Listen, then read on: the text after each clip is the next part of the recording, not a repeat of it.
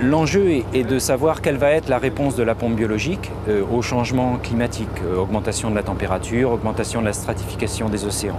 Or, à l'heure actuelle, quand on se pose cette question, on n'est pas capable d'y répondre, notamment parce qu'on n'a pas suffisamment de recul.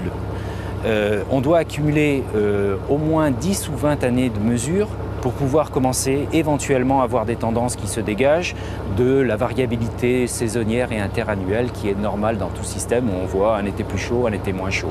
Donc si on veut voir des tendances, notamment au niveau du réchauffement et de son impact sur la pompe biologique, il faut minimum une vingtaine d'années. Et c'est pour ça qu'il faut absolument avoir des systèmes d'observation permanents, récurrents, qui observent l'océan et son fonctionnement de manière pérenne.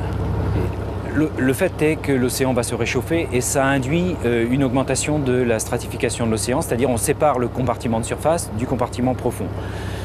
Cette augmentation du point de vue de la stratification, du point de vue de la pompe biologique, a deux effets qui sont un peu antagonistes.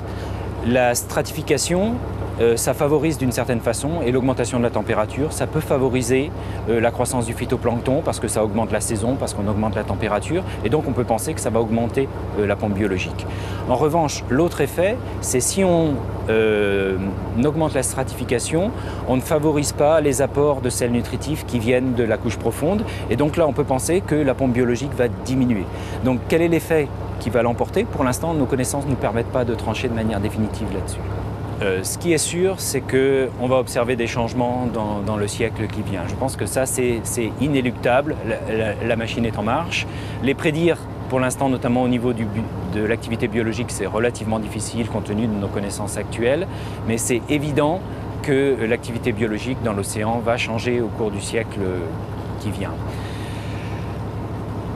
Être optimiste ou pessimiste, je pense que c'est simplement la machine est en marche et de ce point de vue-là, on ne peut pas l'arrêter. En revanche, il est probable qu'on puisse en atténuer les effets. Et là, clairement, la solution est dans la réduction des émissions. Il y a un certain nombre de scénarios qui sont évoqués, notamment au niveau de l'océan, comme quoi on pourrait éventuellement atténuer les effets du changement climatique en manipulant notamment la pompe biologique dans l'océan.